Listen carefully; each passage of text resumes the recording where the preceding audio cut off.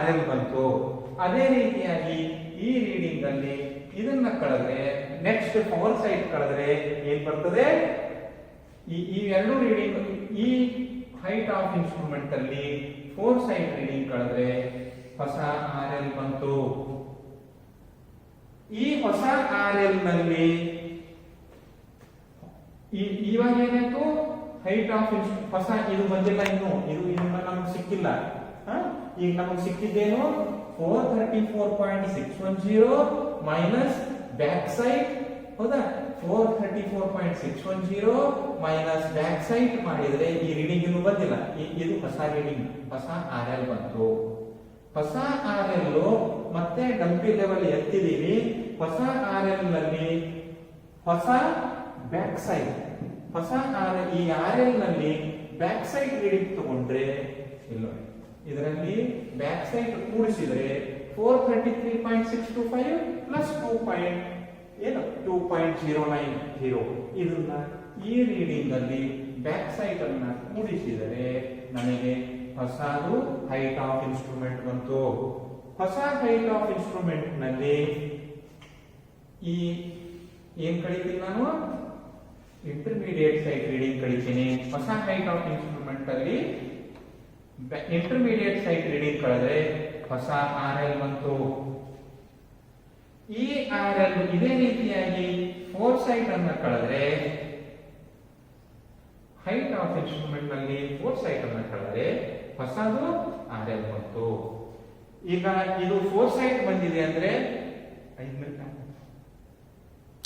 50 second cut ಮಾಡ್ಬಿಡ. Cut ಮಾಡ್ತೀನಿ ಅಂದ್ರೆ ಹೆಂಗ್ ಹೋಗ್ಯದಲ್ಲ ಅವಿಗೆ ಪೂರ ಮಾಡ್ಯಾರ ಮತ್ತೆ. ಈಗ ಇದು ಫೋರ್ ಸೈಡ್ ಕಳೆದು ಈ ರೀಡಿಂಗ್ ಬಂದಿತ್ತು. ಅರ್ಥ ಏನು? ಇದು ಇನ್ಸ್ಟ್ರೂಮೆಂಟ್ ಚೇಂಜ್ ಮಾಡ್ತಾ ಇದ್ದೀವಿ. ಹೌದಾ? ಈಗ ಏನ್ ಮಾಡ್ತೀನಿ ನಾನು?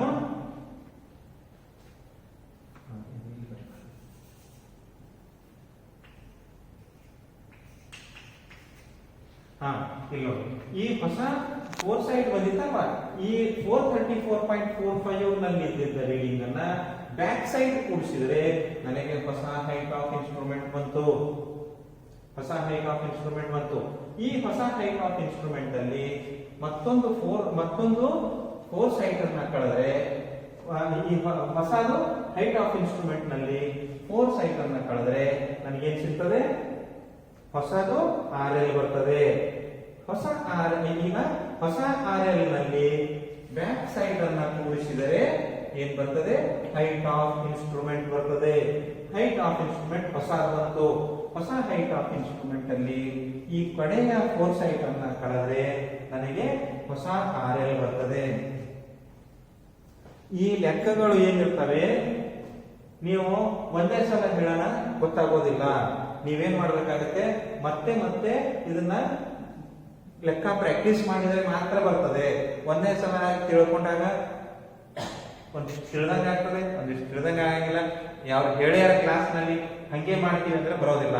ನೀವು 4-5 ಲೆಕ್ಕ ನೀವು ಎಲ್ಲ ಅಡಗಿಸಿ ನೀವೇ ಹೊಸ ಲೆಕ್ಕ ತಗೊಂಡು ಮಾಡಿದ್ರೆ ಮಾತ್ರ ಇವು ತಿಳಿತವೆ.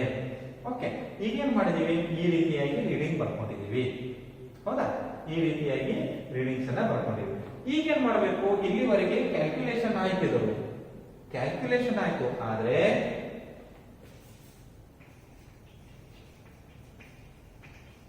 ಕೊನೆಗೆ ಕೆಲವೊಂದು ಅರಿಥಮೆಟಿಕ್ ಚೆಕ್